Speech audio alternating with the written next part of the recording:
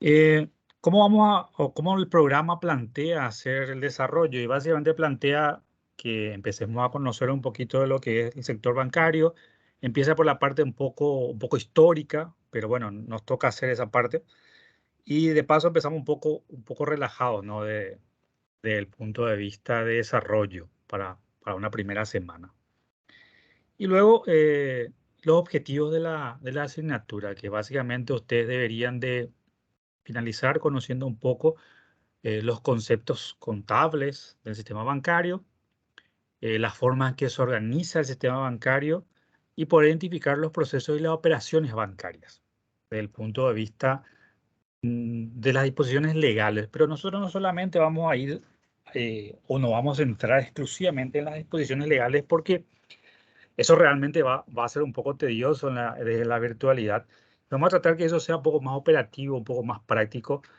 eh, y combinar lo que dicen las leyes bancarias o los reglamentos bancarios en lo que se aplica en las operaciones bancarias. ¿De qué se trata nuestra asignatura? Primero, lo que les mencioné, vamos a dar la unidad 1, un poquito de los conceptos, las operaciones, el origen y algunas cosas que tengan que ver sobre las funciones básicas. Luego están las clasificaciones de los bancos, ya decirlo así a título nomás para tener un repaso de lo que es el programa, el desarrollo monetario desde el punto de vista de nuestro país, cómo se inició, hacia dónde fuimos, cómo se desarrolló y vamos a tratar de ver cómo hoy está el sistema bancario, que si ustedes seguro que vieron ya las noticias, es uno de los sectores de la economía que sobrevivió o sobrellevó de manera muy, muy exitosa, por decirlo de una manera, el proceso de la pandemia. Es decir, el sector bancario fue uno de los sectores que mantuvo su rentabilidad, si bien eh, la morosidad fue un tema para los bancos, pero tampoco fue un problema muy serio porque con las políticas que se aplicaron se pudieron sobrellevar eso. A modo de comentario al margen, ¿no? En la cuarta unidad ya entramos sobre los instrumentos, el cheque. Hoy día el cheque las empresas lo utilizan mucho, las entidades físicas prácticamente no lo utilizan ya tanto debido a los desarrollos tecnológicos que ha tenido el sector bancario. Pero las empresas sí lo siguen utilizando, los proveedores, no deja de ser un instrumento que en desuso. El otro producto que tienen las entidades financieras son las cuentas corrientes, los depósitos de ahorros, que forman parte de los productos principales del sistema financiero. Y luego está la función principal del sistema financiero, del sistema bancario, que es el crédito. Ahí vamos a ver unas cuantas cosas. Luego están los tipos de operaciones también, que tienen que ver las operaciones de descuento, las operaciones internacionales. Y allí vamos a ver un poquito la diferencia entre las funciones que tiene un banco, por ejemplo, una financiera, una cooperativa, etcétera, y por qué existe esa diferenciación, ¿no? Después están el mercado cambiario, las entidades financieras, las entidades bancarias en general, forman parte del mercado cambiario. Entonces nosotros vamos a entrar a ver un poquito cómo funciona eso desde el punto de vista operativo de las entidades bancarias. Y luego la creación y los fundamentos de los bancos oficiales, es decir, cómo se fueron creando las entidades financieras aquí en el país desde su desarrollo. Hay que entender un poquito que Paraguay, cuando se empezó a fomentar en el mercado, venía de, de conflictos bélicos muy importantes, donde su desarrollo de mercado era muy incipiente, poca confianza, eh, y tuvo que generarse a través del Estado. Entonces apareció todo lo que es el Banco Nacional de Fomento, todo lo que es el Fondo Ganadero. Son entidades que si bien, principalmente el Fondo Ganadero, hoy ya no tienen una fuerza muy importante porque las otras entidades compiten muy fuertemente con ellos. Pero lo vamos a ver en detalle también nosotros. Y luego están los bancos y los organismos internacionales. Y ahí en específico se ve en el programa que, que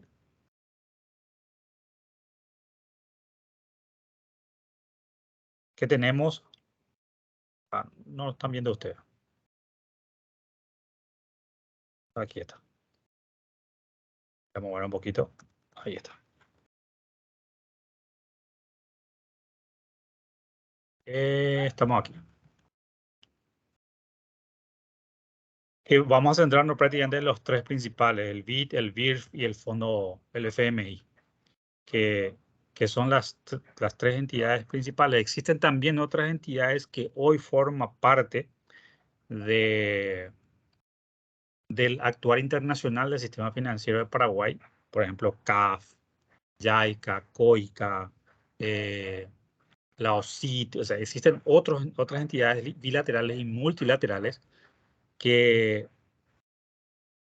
forma parte del sistema de crédito de Paraguay, pero nosotros vamos a centrarnos en estos tres principales, que siempre son los que más interactúan con nuestro país. La CAF hoy está muy fuerte, pero todavía es importante, por ejemplo, el FMI y el Banco Mundial. Luego están el mercado de seguros. El mercado de seguros hoy está bastante desarrollado respecto a años anteriores. Incluso ya se está hablando de una superintendencia de seguro, ¿no? A ver si eso se puede fomentar más. Tenemos dos unidades que tratan sobre seguro, o sea, el seguro en general como concepto, es decir, qué hace, cómo funciona, cómo se clasifica, y luego está el seguro como institución desde el punto de vista o de las distintas facetas que estas entidades operan en el mercado. La unidad 15 sería toda la técnica y elementos de operaciones del seguro. La tercera unidad ya más específica sobre las operaciones de seguro. Y luego vamos con los reaseguros, que es parte también del sistema del mercado de seguros. Con eso estaríamos nosotros, tenemos 16 unidades que desarrollar. Son prácticamente una unidad por semana, prácticamente. No es tanto así, hay unidades que vamos a tener que ponerlos juntas, pero en general es una unidad por semana. Y poquito la metodología, esto ustedes ya lo saben. La bibliografía, si bien esta bibliografía que está aquí, lo vamos a utilizar, por ejemplo, la ley orgánica del Banco Central, la ley general de bancos, también lo vamos a utilizar, la ley de cheques, las de mercados bursátiles de Paraguay, los acuerdos de Basilea, lo vamos a utilizar. Yo siempre le voy a compartir los materiales sobre el cual yo estoy desarrollando sin salir del foco del centro de manejo de la bibliografía del programa. Perfecto. ¿Consultas, dudas, sugerencias? Ninguna, profe. Bien, Profe, entonces, una consulta. ¿Esta materia va a tener partes prácticas también? Así como sí, vamos, asientos y todo eso. perdón. Así como asientos y todo eso también. No, Va a tener... tanto como el proceso de contabilidad no abarca nuestro programa. Como verás, ahí no habla nada, por ejemplo, del activo del banco. No tenemos ese tipo de desarrollos, pero sí vamos a ir sobre las operaciones de los bancos. Por ejemplo, cómo hacen para generar un crédito, cómo es el proceso de generación de dinero del banco, cómo se generan los procesos para tener una cuenta bancaria, calcular todos los procesos desde el punto de vista legal. Como, como verás, el programa no es algo así. Te llaman contabilidad 4, pero no hay un proceso de asientos contables, si a eso te referís. Ah, entiendo, profe. Entonces vamos a descansar por lo menos en esta materia. Va a estar muy Usted, interesante, entonces es algo nuevo también. O sea, para mí usted, particularmente es algo usted son la carrera de interesante. contabilidad, Sí, contabilidad propiamente de de auditoría. contabilidad. Soy yo. Contabilidad de auditoría, ok. Sí, Bueno, van a descansar un poquito realmente, como decís, de sí. toda esa, no sé si es tedioso, pero de ese proceso de asientos contables. Vamos a ir a un poquito algo más financiero. Si bien, como ustedes verán, Voy a volver a mostrar ahí, a modo de que sea ilustrativo nomás, antes de pasar. Nuestro objetivo en particular nos dice, por ejemplo, conocer cómo se hace el asiento contable, ¿ven? Sino más bien dice que ustedes sean capaces de comprender los aspectos técnicos contables, ¿no? O sea, no vas a...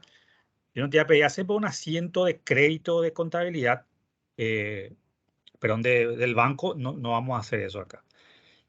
Conocer la forma de organización del sistema bancario y allí entramos en todo esto que estaba mencionando yo sobre la aplicación legal de cómo funcionan las entidades bancarias, sobre el riesgo, sobre el lavado de dinero, sobre los seguros, sobre descuento de cheques, sobre tipos de operaciones de liquidez para sus clientes en términos de productos.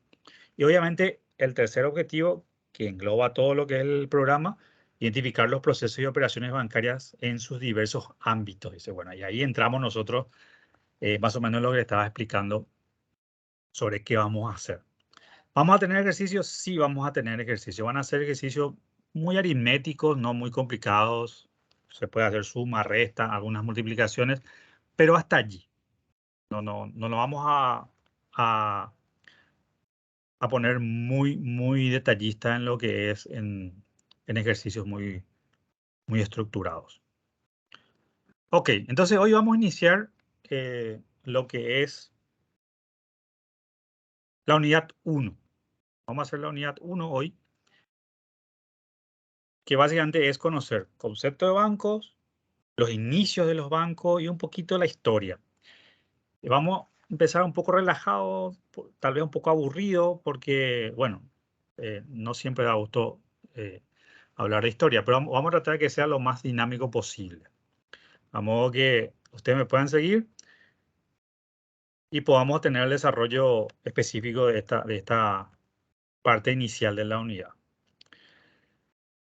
¿Cómo se inician los bancos? Es decir, los bancos se inician prácticamente en la Edad Media, del del siglo XIV más o menos, y no se inicia así como nosotros lo vemos ahora. Sí, ya existía una necesidad de que alguien se encargara de todas las operaciones de transacción. ¿Qué es lo que hace el banco? ¿Cuál es la función del banco? Volvamos, antes de ir a la historia, le pregunto yo a ustedes. ¿Ustedes tienen algún tipo de producto con algún sistema bancario?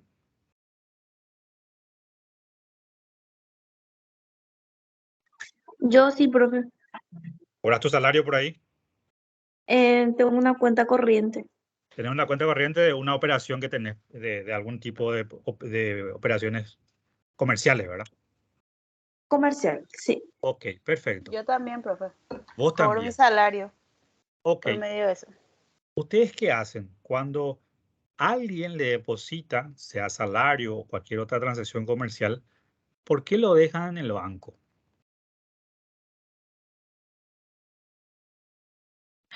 En mi caso, ahorro, profe. Porque si Ahorras. tengo efectivo, sí, porque si tengo efectivo conmigo va muy rápido. Se va muy rápido. O sea que tenés un ahorro programado ahí, ¿no? También, sí. También.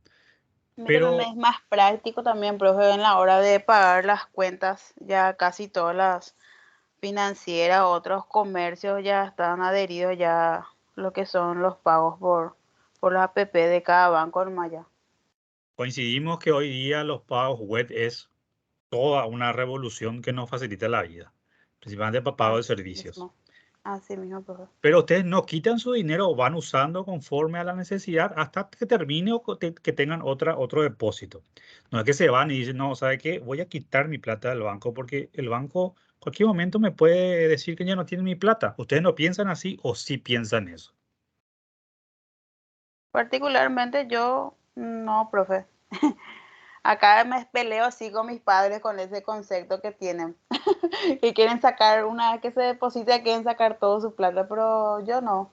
Vos no, ¿verdad? No. Es decir, bajo ese concepto Yo que tampoco, profe. vos Prefiero tampoco. tener nomás en la cuenta. Ujú. Y aparte, si a la vista te genera por lo menos alguito de interés, ¿verdad? Sí, profe.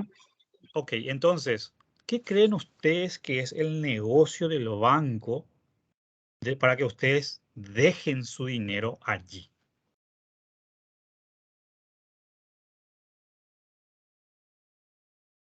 Yo creo, profe, que hace trabajar nuestro dinero, por más que sea poco. Por más que sea poco, es cierto Sí. eso. Pero le complemento a lo que ustedes dicen. Y yo hago lo mismo que ustedes, ¿no? Tengo ahí todo mi movimiento financiero en el banco y a veces uso solamente tarjeta y dejo mi efectivo, mi caja de ahorro o cuenta corriente allí acumulándose todo lo que se pueda, ¿verdad? No es mucho, pero se acumula. ¿Por qué hacemos eso? Hay un concepto que el banco te transmite que se llama esto.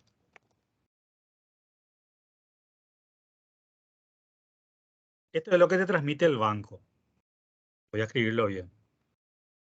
Ahí está. ¿Es cierto o no? Porque cuando vos cobras tu dinero, es diferente tenerlo contigo en la cartera o en la mochila o allí en la casa que tenerlo en el banco. Parece que va a estar más seguro luego. Punto uno, ¿no? Entonces, el negocio del banco desde que se inició es la confianza. Si vos tenés una duda que el banco no te va a poder disponibilizar tu dinero cuando vos necesites, esa confianza se termina. No sé si ustedes leyeron noticias anteriores de cuando en la década de los 90, inicio de los 2000, hubo una corrida bancaria, es decir, se cerraron algunos bancos. Seguro que habrán escuchado ya alguna teoría en alguna clase de ustedes. Y si no, les cuento. En ese entonces hubieron bancos que se cerraron, Banco Alemán, Banco de los Trabajadores y otros bancos que ahora no estoy recordando, donde las personas dijeron, yo me quiero retirar mi plata y no me da hasta, me dice, no, vení mañana dentro de 24 horas y eso empezó a generar desconfianza. ¿Qué va a pasar si yo hoy con la banca web quiero hacer mi operación y hago el pago, pero tardo 24 horas, 48 horas en que se haga esa operación? Medio que voy a empezar a dudar, ¿no? O si recibo un pago a través de la banca web también, del CIPAP, como le conocemos también, eh, mi pago no llega. Primero le va a llamar, si Marcela le da a Natalia, Marcela le va a llamar a Natalia y me dice que no me llega tu pago, o viceversa. Y Natalia te va a decir, no, acá yo te envío mi comprobante. Y ya está. Vas a llamar al banco, el banco te va a decir, no, sabe que eso es normal. Empieza a generar cierto grado de confianza y eso no funciona. Sin embargo, hoy esa confianza está mucho más fortalecida porque las operaciones que yo hago al instante ya veo reflejado en mis cuentas. Si el banco no puede mantener esa confianza, pierde su negocio principal. Entonces, no es luego el banco no te tiene luego que vender que puede hacer negocio con tu dinero o que te puede pagar intereses, sino que te tiene que dar esa tranquilidad. Ese es el negocio principal de un banco. Entonces, en su historia, desde sus inicios, eso es lo que los primeros captadores de dinero, en ese entonces estamos hablando de metales, eh, es lo que representa. ¿Y cómo se inició el concepto de que alguien se vaya a depositar, estamos hablando del siglo XIV, sus, sus metales, oro, plata, en algún lugar? Y existían las fortalezas, o sea, los castillos, por llamarlo así, de una manera, y decían, bueno, en tal lugar es una fortaleza que nadie lo puede entrar así nomás a robar. Entonces, el dueño de eso decía, bueno, señores, si usted viene a dejar acá sus metales, yo le aseguro que acá nadie va a robar. Y todo el mundo sabía que nadie puede, porque tenía hombre, tenía toda una seguridad, y él daba un tipo de documento. No tengo ni la menor idea cómo ha sido, pero según la historia así lo dice. Y con ese documento yo me voy al mercado y digo, ¿sabe qué? Yo te voy a dar este documento y vos te vas a ir a presentar en esa fortaleza y te van a pagar. Y algunos desconfiaban y otros no, hasta que todos empezaron a conocer el proceso. Y entonces todos los comerciantes llevaban su dinero, depositaban allí daban los documentos de transacción que garantizaba que él tenía ese dinero, se presentaba y le pagaba. Y así empezó ese proceso que hoy hace el banco. Aparte de la confianza, es lo que hace la intermediación. Y este es lo que ustedes llaman, aparte de ganar dinero, esto es lo que hace el banco. Intermediación. Porque él no pone casi nada de su dinero, todo es captación del público y lo distribuye hacia otro sector o sector similar que está necesitando obtener algún tipo de financiamiento. ¿Qué es lo que pasó? Para que esta intermediación se dé, porque ¿cuál es el concepto de intermediación? Captar dinero y distribuirlo donde haga falta. Una de las funciones de los bancos es nivelar la cantidad de dinero en la economía. Entonces hay un sector que tiene excedente de dinero, vamos a ponerlo así, y hay otro sector que básicamente están con escasez de dinero. No es que no tengan nada, sino que, por ejemplo, aquí hay un sector ahorrista que son empresarios exitosos, vamos a suponer que son todos los que Zuckerberg, Bill Gates, que tienen excedentes de dinero, y ellos dicen, bueno, yo le voy a dar al banco, ¿por qué? Porque hay una mayor gestión del riesgo, o decir, menos me arriesgo que yo mismo haga las inversiones y lo deposito allí. Y está el otro lado de la economía donde ellos necesitan hacer inversiones y que necesitan obtener del banco el financiamiento. Entonces, ¿qué es lo que hace el banco? Dice, bueno, yo obtengo el dinero y me dan ese dinero porque confían en mí. Y a través de esa confianza yo voy a generar un spread, o sea, una ganancia, a través de la intermediación. Entonces, lo que hace es dar financiamiento a quienes no tienen recursos de capital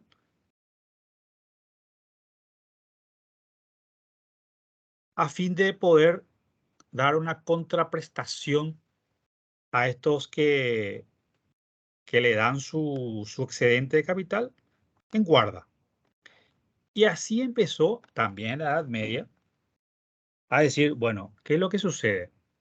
No todos los que me dejan sus metales van a venir a retirar, porque no venían todos a retirar. Entonces el terrateniente, el dueño de la fortaleza decía, espera un poco, yo tengo, no sé, 200 kilos de oro ahí guardado y en el año se llevó 50. No retiraron todo. No estoy pagando interés. Le cobro algo por guardarle, pero yo puedo ganar más si hago este trabajo, la intermediación. Entonces empezó a decir, bueno, yo voy a prestar este dinero, voy a dar crédito. A medida que voy recibiendo dinero, que hoy nosotros lo conocemos como ahorro, voy a dar el crédito. Entonces, si alguien, por ejemplo, necesita comprar algo y no tiene generación de excedentes, le presta una tasa de devolución. El problema era instrumental en ese entonces, ¿no? Pero lo lograron hacer y se generó el segundo producto que era la financiación. Entonces venían, qué sé yo, algún otro terrateniente con menor capacidad, querían comprar insumos, quería comprar animales, etc. Y el que tenía en guarda el documento le decía, bueno, tú mira, toma, te doy esto, andaba vos con eso, comprar lo que tenés que comprar. Y el comerciante que recibía el documento, obviamente ya sabía que esa casa de guarda, todavía no lo llamamos banco, podía garantizar ese documento. ¿Ok? Y ya se generaba la transacción de intermediación. Entonces era una cuestión ya dinámica. ¿Cuál es la otra cosa del por qué se genera también el tema de guarda? En esa época la producción estaba tal vez alejada del mercado, entonces se tenía que trasladar de un lugar a otro.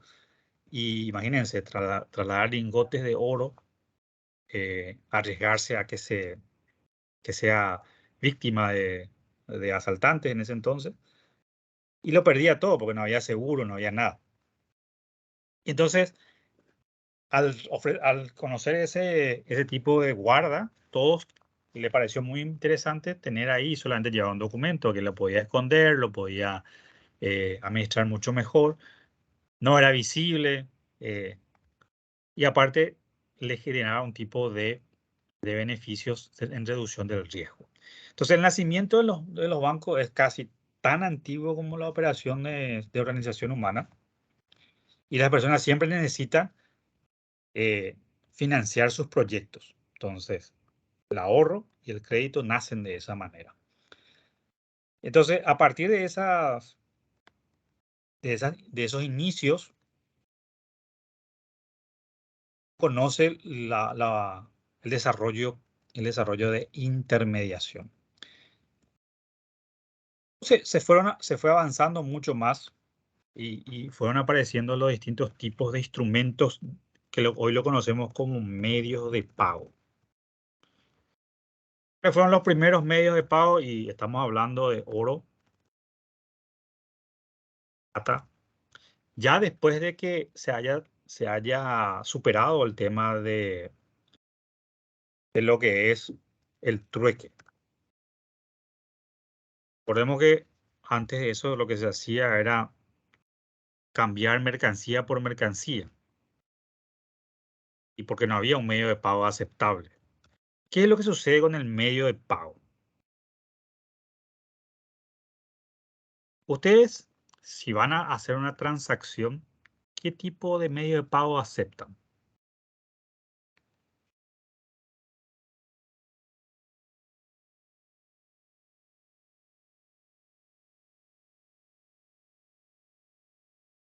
¿Ustedes aceptan efectivo, Débito.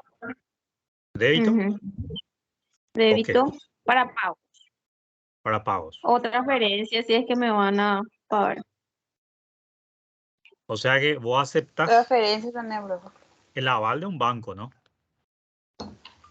Sí, Ok. ¿Qué es lo que pasa y en qué moneda aceptan? guaraníes. ¿Por qué no dólares, por ejemplo?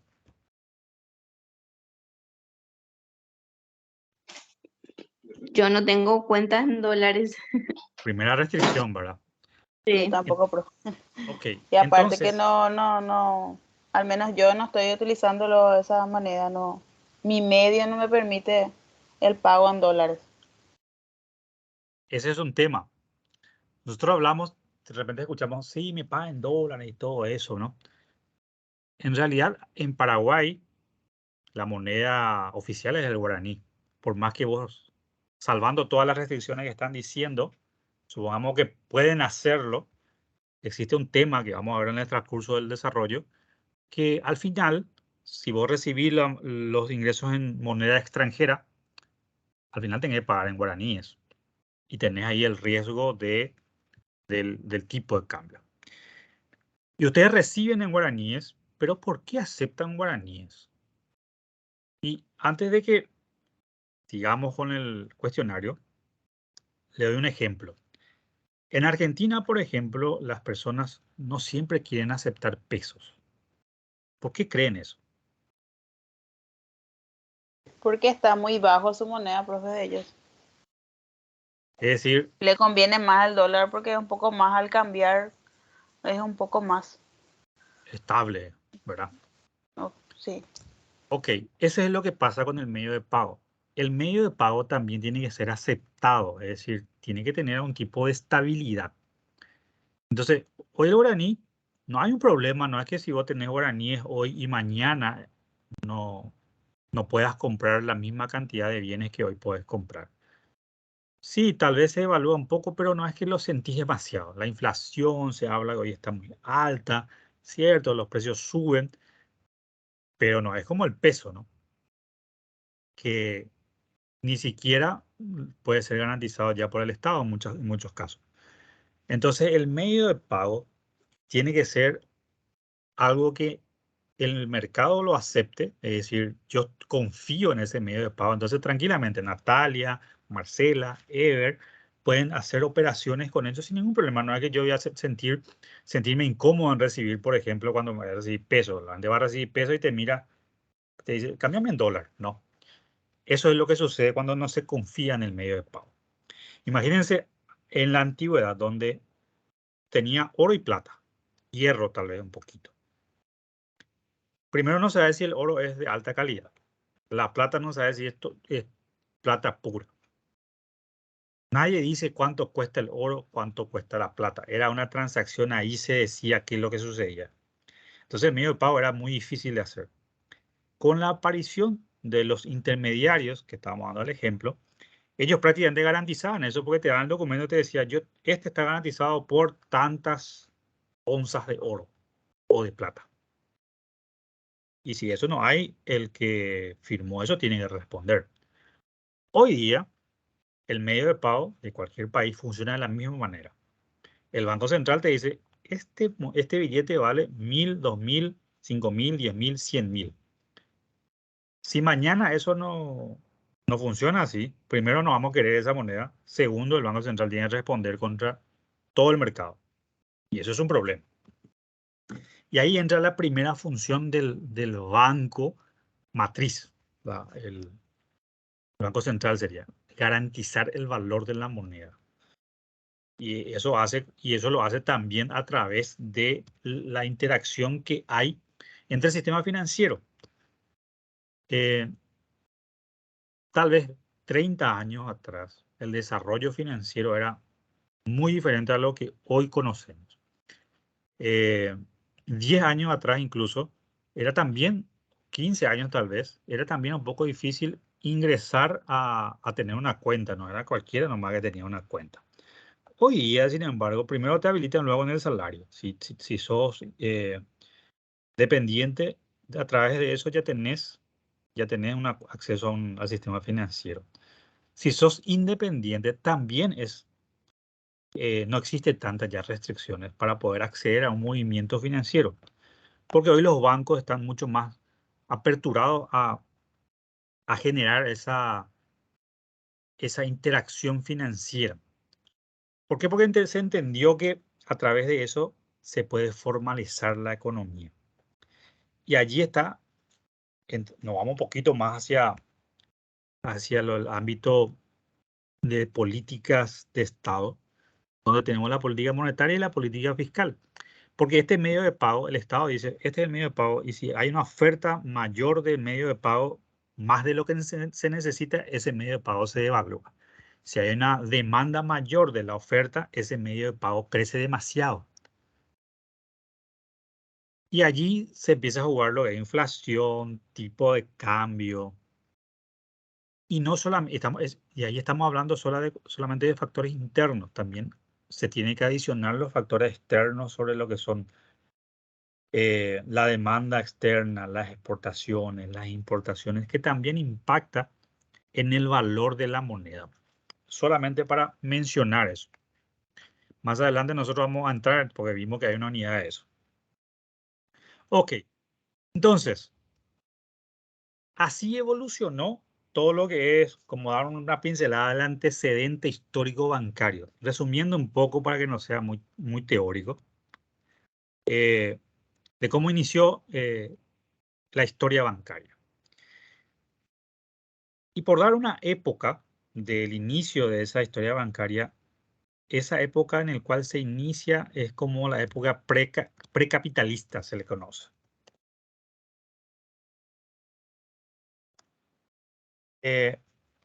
Y obviamente a partir de ahí empieza el proceso de fortalecimiento del capitalismo. ¿No? Estamos hablando de la edad antigua, media y por lo que hoy conocemos como edad moderna. La edad moderna prácticamente inició a inicios de los 80, ¿no? Y eso fue evolucionando con la internet y todo eso. Y es lo que hoy conocemos. ¿Cuáles son los productos bancarios que ustedes antes no veían y que ahora lo ven muy fácilmente?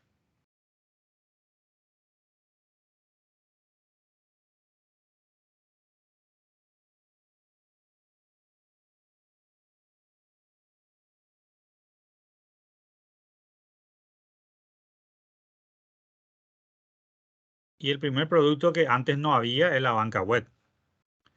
Las tarjetas. Las tarjetas de crédito antes era solamente tener tarjeta de crédito física o tarjeta de débito física. O sea, un producto que antes no había y que hoy, después de, yo lo digo, la parte positiva de la pandemia es la facilidad en acceder a medios de pago. Y esa tarjeta de crédito o tarjeta de débito, hoy ya no hace falta tenerlo físico, el plástico. Prácticamente es electrónico a través de la tecnología. Hoy se puede pagar de los teléfonos celulares. Entonces hay un desarrollo paralelo en la historia bancaria, la historia del mercado financiero, en sus productos. Antes sí o sí necesitaba una chequera si iba a tener una cuenta corriente. Sin eso no funcionaba tu cuenta corriente. Sí o sí tenías que tener. O si no, no puedes pagar nada, no podías. Máximo te da una tarjeta de débito o una línea de crédito con tarjeta de crédito y con eso te manejabas. Tenías que andar con tu chequera por todos lados. Hoy en la cuenta corriente personal, por lo menos, no necesita eso. Las cuentas corrientes de entidades físicas puede combinar esos productos. Tienen la chequera por una cuestión de, ustedes más bien lo van a saber, por una cuestión de transparencia en las operaciones, como para generar comprobantes para luego hacer la contabilidad. Pero si bien también las operaciones electrónicas generan esos comprobantes de auditoría. ¿Por qué? Pues esos son perfectamente auditables, los extractos de movimientos bancarios. Pero esa facilidad de productos hace que evolucione mucho más la historia de lo que es el movimiento bancario. Como lo dijimos, el origen de la banca inicia a través del trueque, avanza a través de los primeros medios de pago. Generalmente son los productores, los que hacían orfebrería en la antigüedad, que hacían los primeros movimientos comerciales y necesitaban cómo hacer las transacciones. Y eran los comerciantes quienes generaban excedentes en su movimiento comercial y que demandaban dónde poner ese dinero. Y como ya lo estábamos diciendo, de ahí nace esa necesidad de contar hasta dónde o de dónde poner ese excedente. Es decir, generar ahorro. El banco no solamente empezó a trabajar con ahorro, lo dijimos, también lo hizo con crédito. Esta instrumentación del crédito era un poco más complicado hacerlo, atendiendo a que extender créditos a terceros era muy riesgoso. Si bien en la antigüedad el riesgo se mitigaba con fuerza, no necesariamente con litigios judiciales y todo eso, sino eras más bien, bueno, está el cobrador y se va y te cobra, te quita lo que tiene que quitar. Siempre hay una forma de recupero del crédito, es decir, de reducción de riesgo.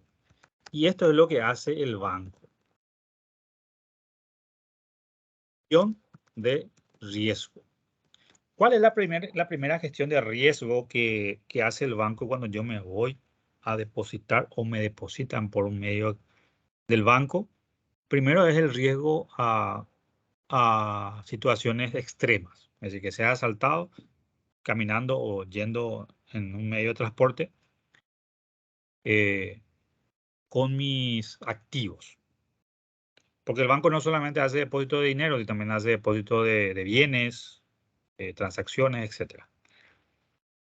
Y entonces, el primer riesgo que mitiga es el riesgo operativo. Luego, el otro riesgo que mitiga sería el riesgo crediticio.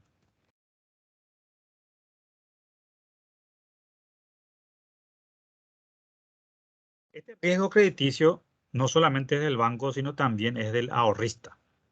Porque ¿qué es lo que hace el ahorrista? El ahorrista obviamente negocia con el banco. Le dice, yo te voy a dar mi dinero y vos me vas a pagar el interés que me estás mencionando. Si le gusta ese interés, lo deja. Si no, se va a buscar otra oferta. ¿Existen otra oferta aparte de los bancos en el cual puedo generar excedentes de interés en el mercado? ¿Sí o no?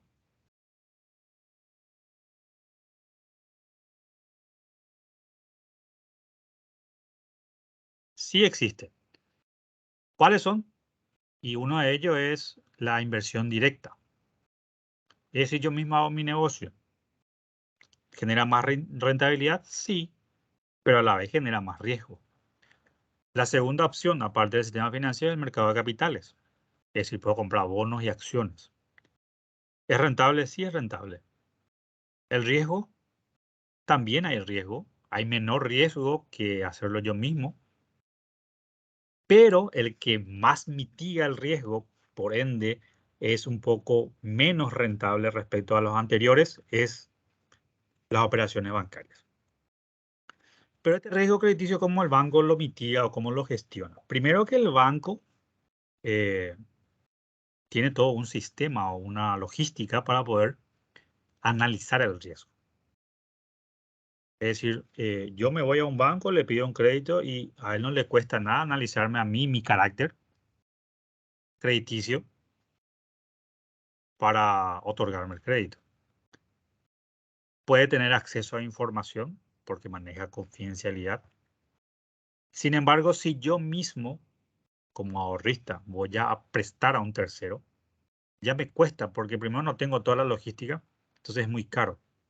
¿A cuánto le tengo que cobrar a quien le va a prestar? Si el banco lo cobra 9%, yo le tengo que cobrar 18, 20, tal vez 30, porque me cuesta mucho. Y encima no mitigo todo el riesgo porque la información no está actualizada, no es completa. No puedo acceder a toda esa gama de datos que podría tener ya configuradas las entidades financieras. Entonces me es mucho más sencillo ir a depositar mi dinero, que ellos hagan todo lo que tengan que hacer y me garantice, por ejemplo, un ahorro de 4% anual. ¿Es poco o es mucho esto? Y no es mucho. Hoy día, por ejemplo, si yo miro esto respecto a la inflación, que está a 11%, estoy perdiendo, posiblemente. Pero me mitiga un poco.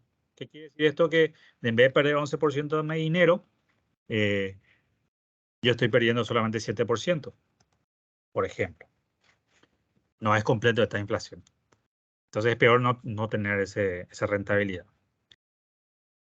Que yo tener que gestionar e ir a hacer, por ejemplo, trabajar en el negocio, tal vez gane en mi negocio 30% anual, tal vez, pero acá tengo todo el riesgo de liquidez, tengo todo el riesgo crediticio, tengo todo el riesgo de mercado, competencia, horas de ocio que tengo que invertir o sacrificar, mejor dicho, para poder llegar a ese 30%. Si estoy dispuesto a eso, gano 30%. Si no, prefiero gestionar mi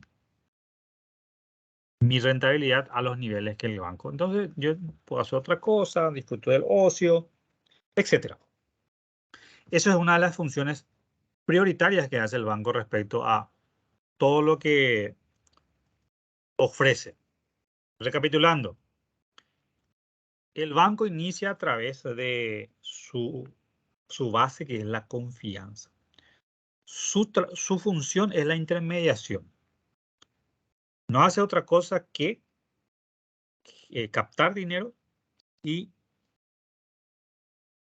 disponibilizarlo a sectores que hoy no tienen capital de inversión. genera dos componentes de la economía, que es el mercado de ahorro y el mercado de crédito. Desde su antigüedad, desde su creación de las entidades intermediarias, su función fue exclusivamente administrar la liquidez del sistema. Hoy tienen muchos productos y una de las funciones que hace es la mitigación del riesgo. Y a la vez también incide en la economía sobre lo que es el movimiento comercial. Hoy saben cuánto es la tasa interbancaria o la tasa del Banco Central del Paraguay sobre las operaciones bancarias.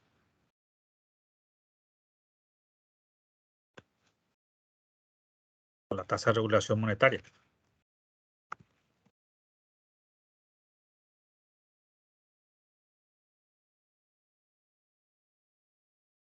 ¿Conocen un poco de eso o no?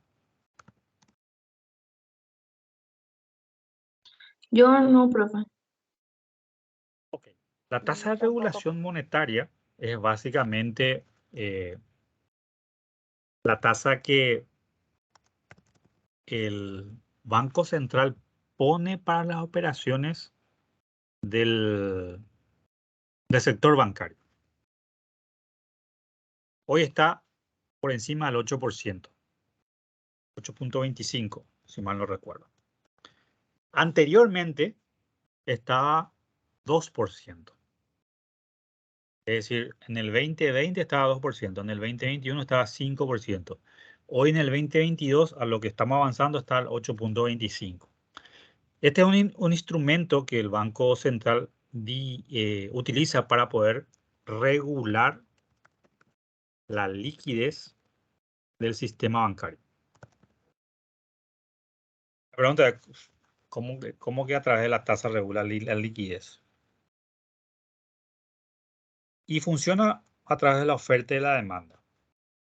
La tasa de interés sería el costo o el precio del dinero. Si recapitulamos, seguro que recordarán algo de introducción a la economía, microeconomía o algo así.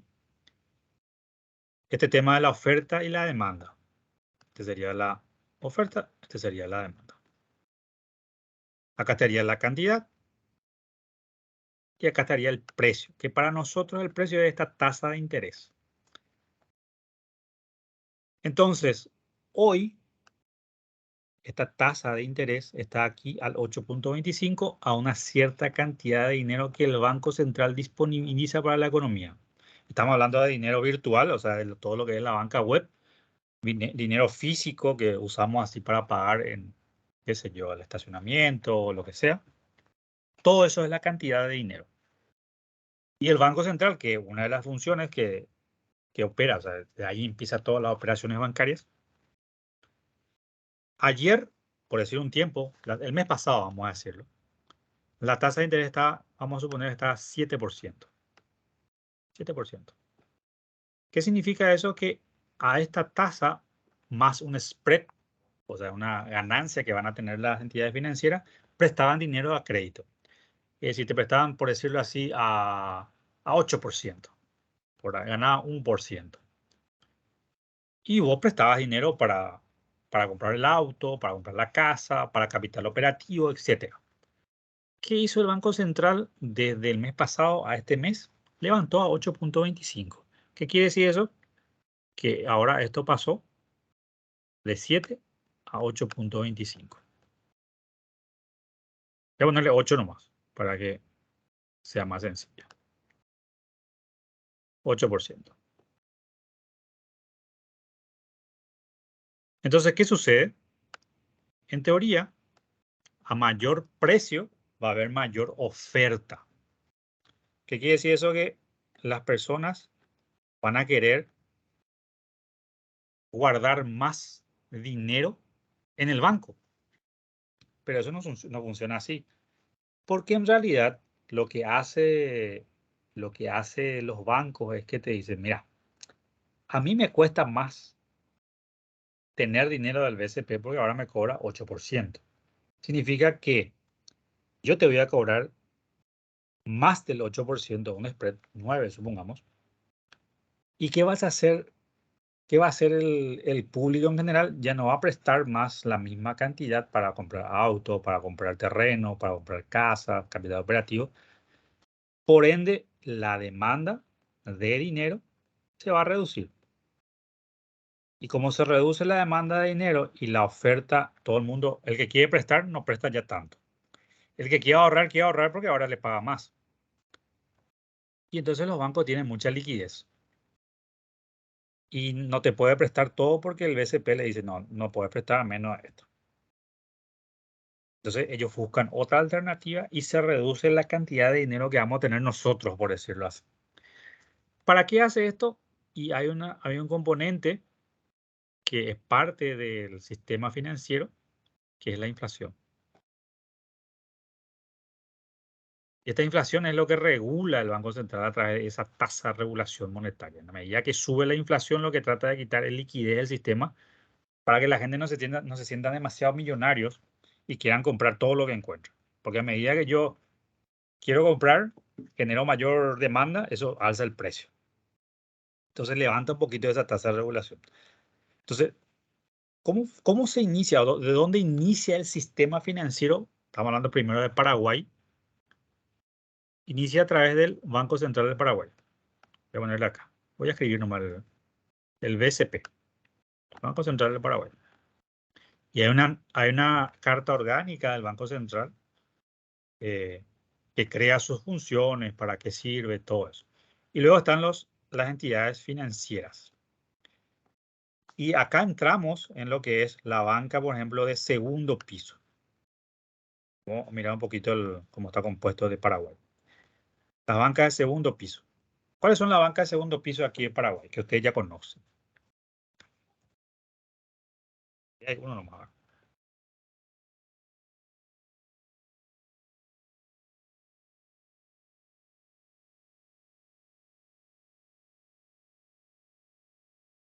La AFD, por ejemplo, es una banca de segundo piso. ¿Qué quiere decir eso? Vos no te vas a ir como particular a prestar plata a la AFD. Pero si vos vas a prestar plata para hacer una inversión física, una inversión en activos, te dice, es un préstamo AFD, te dice. Entonces, esta banca de segundo piso le vuelve a prestar a los bancos para que estos bancos, financieras, etcétera, presten al público en general, a las personas. Y esa banca que llega al público se le llama como banca de primer piso.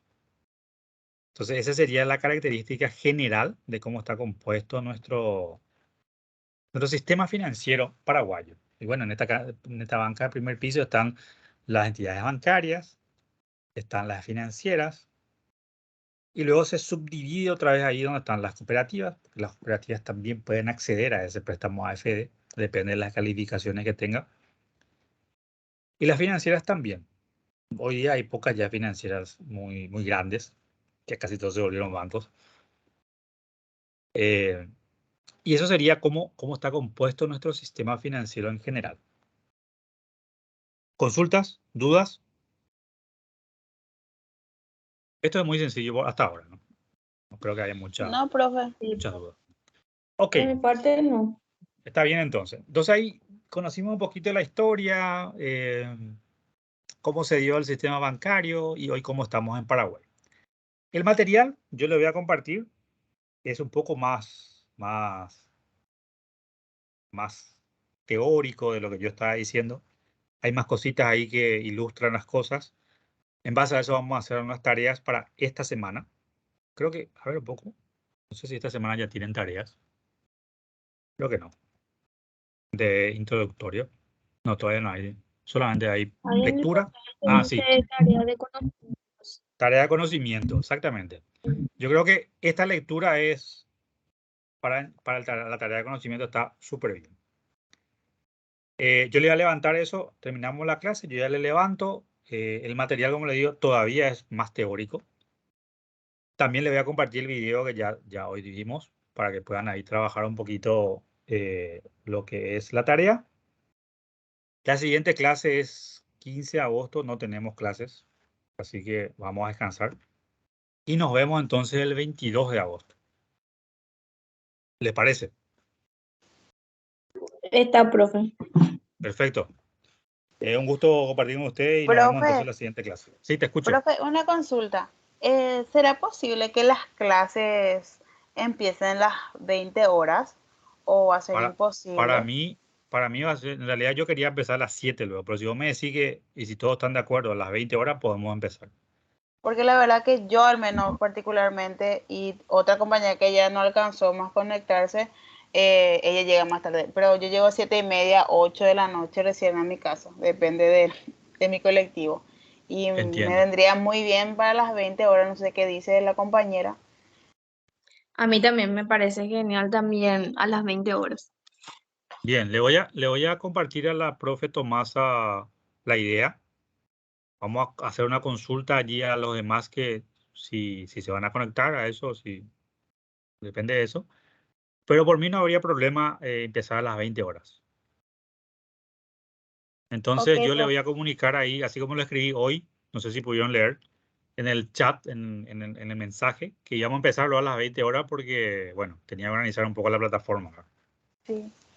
Podemos crear un Sí, grupo profe. también, profe, de la materia para así tener más contacto también, porque a veces es un poco difícil entrar en la plataforma y ver los mensajes también. Y es más práctico el grupo de WhatsApp, por lo menos para estas informaciones. Ok, voy a crear yo el grupo. No somos muchos, eso es lo bueno. Generalmente cuando son muchos yo ya no creo grupo, ¿verdad? Porque ya Ah, se ya. complica el tema. Sí, sí, ahí ya se complica. Voy a crear el grupo, voy a enviar el link, o no sé si alguien me quiere iniciar para inscribirse en el grupo. Me envía su dato, número de teléfono, y a partir de ahí entonces se inscriben al grupo. ¿Qué le parece? Yo te envío mi número de celular, profe, Perfecto. Te voy a poner, si ahí acá en los mensajes, en el chat, ok. mi correo o mi número directo, y entonces ya me pasas ahí. Ok, profe, sin problema. Ahí le envié a las dos, ¿verdad? Mira, un poquito. El número. Y el correo sería...